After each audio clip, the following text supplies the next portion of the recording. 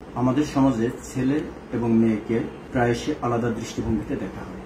ছেলেদেরকে বলা হয় শক্তিশালী এবং দৃঢ়চেতা হতে, এবং মেয়েদেরকে বলা হয় নম্র ও ভদ্র হওয়ার জন্য। কিন্তু ছেলে এবং মেয়ে উভয়ই ধর্মীয় দৃষ্টিভঙ্গি থেকে সমান, উভয়েরই সমান সুযোগ সুবিধা পাওয়া উচিত। ছেলে এবং মেয়ে উভয়কেই ঘরের কাজ শেখা উচিত এবং উভয়কেই ঘরের কাজে একে অপরকে সহযোগিতা করা উচিত। শিশুকাল থেকে দুইজনেই একই দৃষ্টিভঙ্গি থেকে খেলাধুলায় অংশগ্রহণ করা এবং সমানভাবে বেড়ে ওঠায় বাবা মায়ের সহযোগিতা করা উচিত।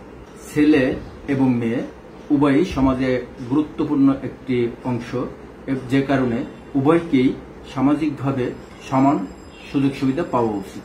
অধিকন্তু মেয়েদেরকে একটু অধিক টেক কেয়ার করা উচিত, কারণ একটি সময় আসে যখন মেয়েরা ভিন্ন পরিবেশে অন্য একটি সংসারে চলে যায়। এই অন্য সংসারে গিয়ে যাতে প্রতিকূল পরিবেশের সাথে নিজেকে সঠিকভাবে খাপ খাইয়ে নিতে পারে, এই জন্যই শিশুকাল থেকেই বাবা মায়ের উচিত তাকে একটু এক্সট্রা কেয়ার করে ওই প্রতিকূল পরিবেশের সাথে খাপ খাইয়ে নেওয়ার মনোমানসিকতা তৈরি করা। একটি মেয়ে একজন বাবার কাছে একটি জান্নাত। এই জান্নাত তাতে অন্যের কাছে গিয়ে কষ্টের পতিত না হয় এবং প্রতিকূল পরিস্থিতিতে খাপ খাইয়ে নিতে পারে।